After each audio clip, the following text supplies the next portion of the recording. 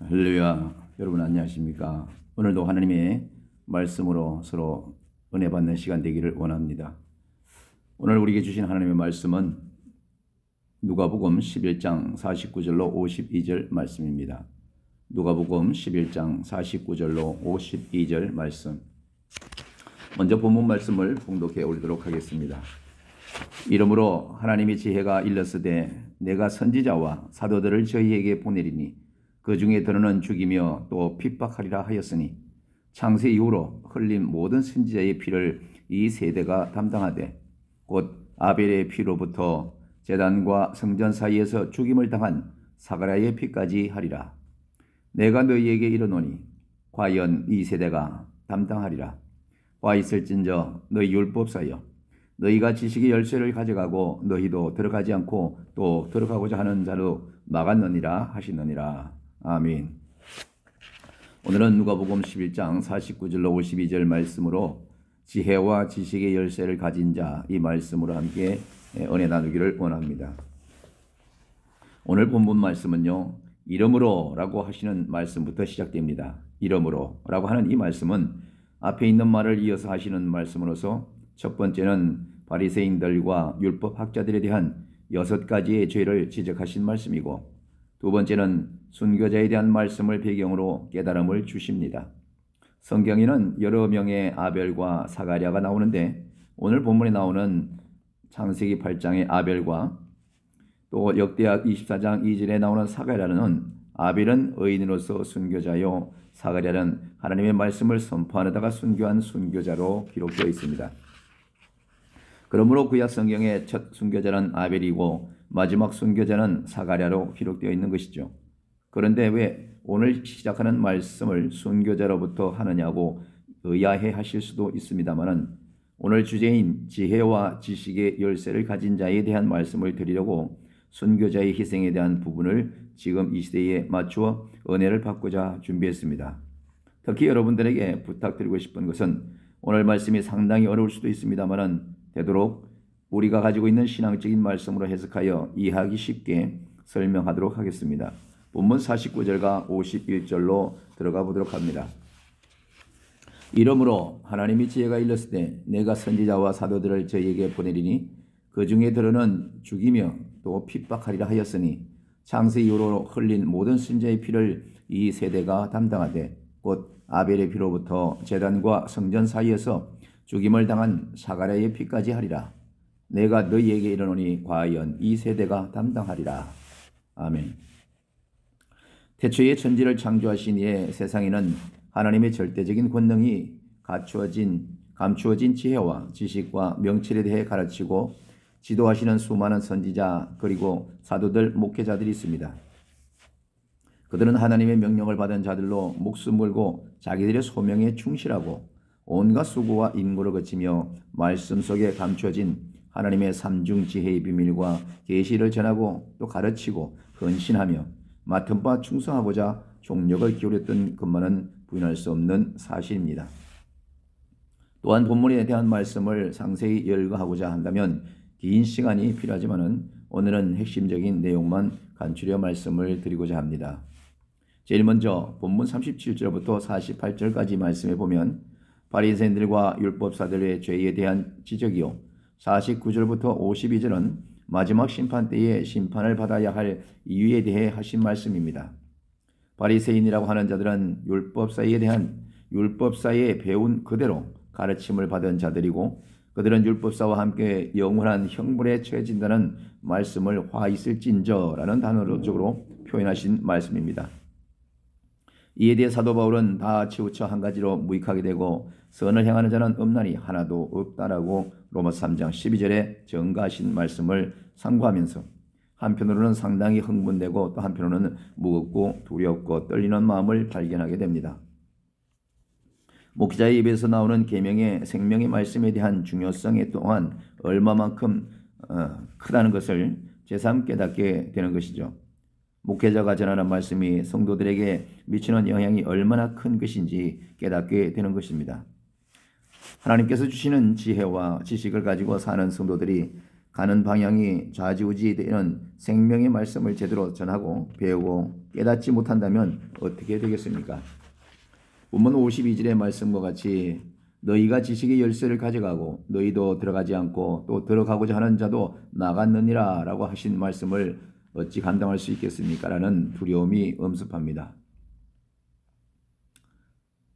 누가복음 11장 51절 말씀입니다. 곧 아벨의 피로부터 제단과 성전 사이에서 죽임을 당한 사갈의 피까지 하리라. 내가 너희에게 이르노니 과연 이 세대가 담당하리라. 여기 51절에서 하신 말씀을 보면 율법적이냐 복음적이냐 그리고 성경에는 어떻게 말씀하시느냐에 따라서 바리새인들과 율법사와 같은 신앙인이 되어 너희도 들어가지 않고 또 들어가고자 하는 자도 막았느니라 라고 하신 말씀에 이 말씀에 따라 부림을 받느냐 아니면 예수 그리스도의 말씀인 진리가 너희를 자유케 하리라 라고 하신 이 말씀에 힘입어 새 옷을 입은 전국 백성으로 사느냐 두 가지 중에 어떤 것을 선택하느냐에 따라서 우측과 좌측으로 갈라지는 것입니다. 지금 여러분들에게 드린 이 말씀에 대해 어떻게 생각하십니까? 우리는 여기서 성경을 찾아봐야 되지 않겠습니까? 마태복음 16장 9절 또 이사야 22장 22절 말씀을 읽어드리도록 하겠습니다. 내가 또 다윗의 집의 열쇠를 그의 어깨에 두리니 그가 열면 닫을 자가 없고 닫으면 열 자가 없으리라. 내가 천국 열쇠를 네게 주리니 네가 땅에서 무엇이든지 매면 하늘에서도 매일 것이요 네가 땅에서 무엇이든지 풀면 하늘에서도 풀리리라 라고 하신 이 말씀을 보면 다윗의 집의 열쇠를 그의 어깨에 두신다는 것은 그분은 장차 오실 예수 그리스도에 대한 말씀인 것입니다. 내가 천국 열쇠를 네게 주리니 라고 하신 말씀은 지혜자이신 예수 그리스도께서 사도 베드로에게 지식의 열쇠인 천국 열쇠를 주신 말씀이며 이는 곧 믿는 성도들에게는 천국으로 들어갈 수 있는 지식의 열쇠를 주신다는 말씀인데 그렇다면 과연 지식의 열쇠는 어떤 것입니까? 마태복음 26장 28절에 보면 이것은 죄 사함을 얻게 하려고 많은 사람을 위하여 흘리는 바 나의 피 곧 언약의 피니라 라고 말씀하셨습니다.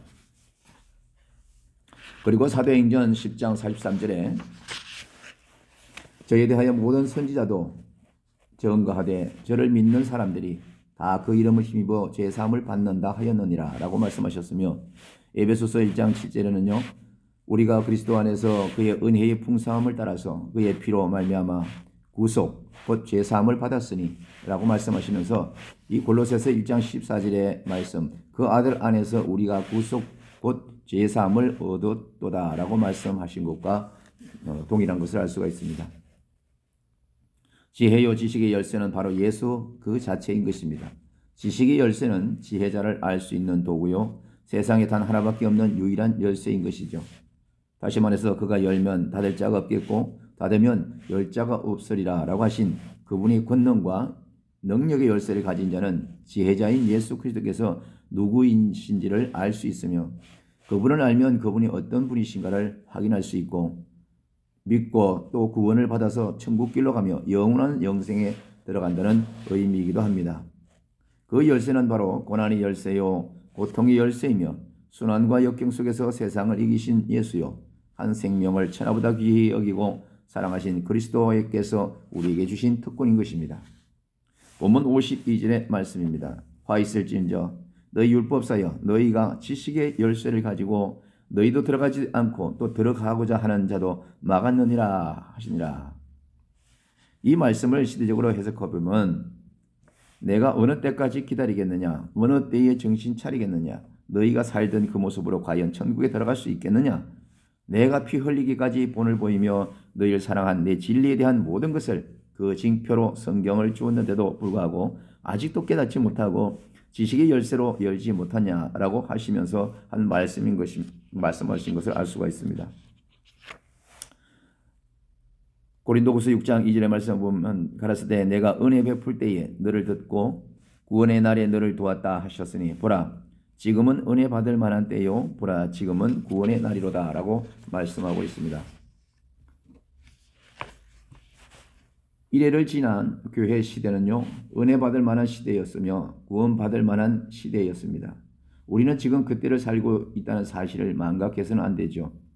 이제 곧 문이 닫힐 때, 즉 다시 말해서 종말의 때가 도래되고 있다는 사실도 잊어서는 안 됩니다.